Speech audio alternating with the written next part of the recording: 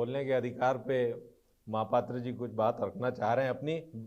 भाई साहब, बात एक शॉर्ट हो और बिना विवाद की हो तो। हम विवाद हम कहाँ पैदा कर रहे हैं, लेकिन आप जो है अपने इस संतुलन के समीकरण को अगर जो है चुनाव प्रचार का मंच बना देंगे तो निश्चित रूप से हम तो अपनी बात चुनाव प्रचार का मंच इसलिए नहीं, मैंने सबके विचार लिए। ना आपको नहीं कह रहा न्याय से जुड़े लोग हैं, पार्टियों से जुड़े लोग हैं। आपसे नहीं कह रहा हूँ जी। देखिए, मैं केवल 2-3 बातें कहना चाहता हूँ।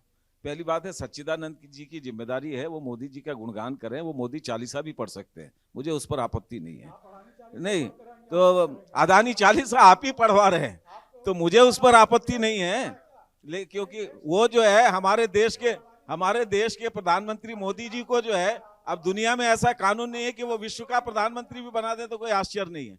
मैं जो 2 बातें कहना चाहता हूं, पहली बात ये है, देखिए एक बात समझिए, दौर में जल्द से जल्द अपनी बात पूरा करें। आजादी का हम 75वां वर्षगांठ मनाए जी, 76वीं वर्षगांठ के बाद हम मिल रहे हैं जी। एक बात समझने की जरूरत है, और हम समझते हैं भारतीय जनता पार्टी को भी ये समझने की जरूरत है, हमारे देश में किसी एक पार्टी का अहंकार, एक पार्टी का आधिपत्य, एक पार्टी का जो एकाधिकार है। अरे आप सुन तो लीजिए, अरे आप सुन तो लीजिए, अरे आप सुन लीजिए भाई। इस ना तो फिर आप मैडम विवाद, फिर इंदिरा गांधी से क्या शिकायत थी आपको? इंदिरा गांधी तो वही बोल रही थी कि मुझे जो है चुना गया और इमरजेंसी थोप दिया, हमने उस आपातकाल को स्वीकार नहीं किया।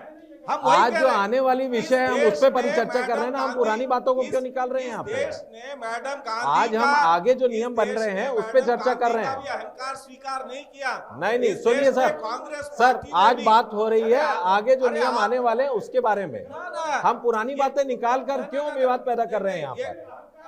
आप आज आप नहीं मान रहे, ये बात कभी आप पूरी नहीं हो सकती सर। आप कुछ अरे बोलेंगे, सच्चिदानंद जी तो जेल के अंदर थे उसी अहंकार के कारण। सच्चिदानंद जी आप तो जेल के अंदर उसी अहंकार के कारण। ये वाली परिचर्चा कभी पूरी नहीं हो सकती साहब। आज अघोषित आपातकाल है, आज अघोषित आपातकाल है।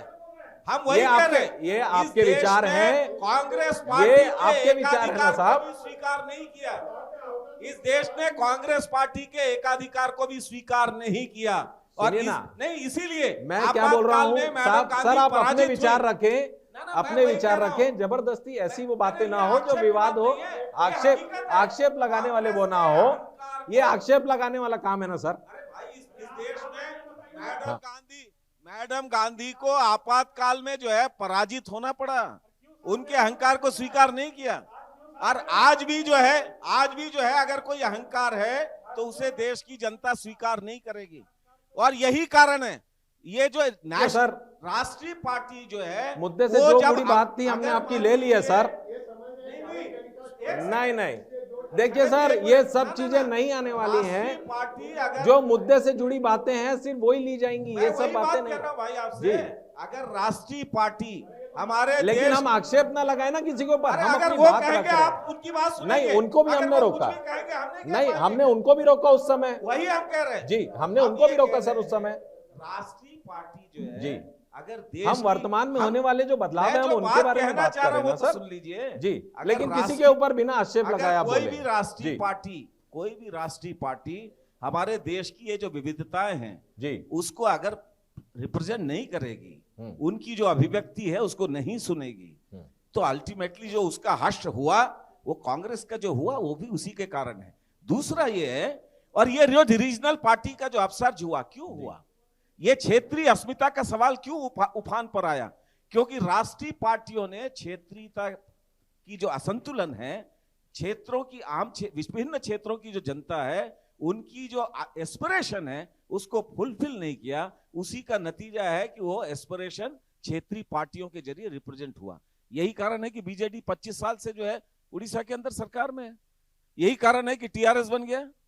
तो इसीलिए हम ओवर टाइम चल रहे हैं, इसीलिए हम कह रहे हैं आज भी हमारे पास दूसरे लोग भी हैं, अब जल्द से जल्द बात खत्म करें। समझना पड़ेगा हिंदुस्तान के अंदर अगर आप हमारे पास आप पार्टी से मौजूद हैं भाई साहब, देंगे जनता उसे स्वीकार नहीं। वही मैं बोल रहा हूँ।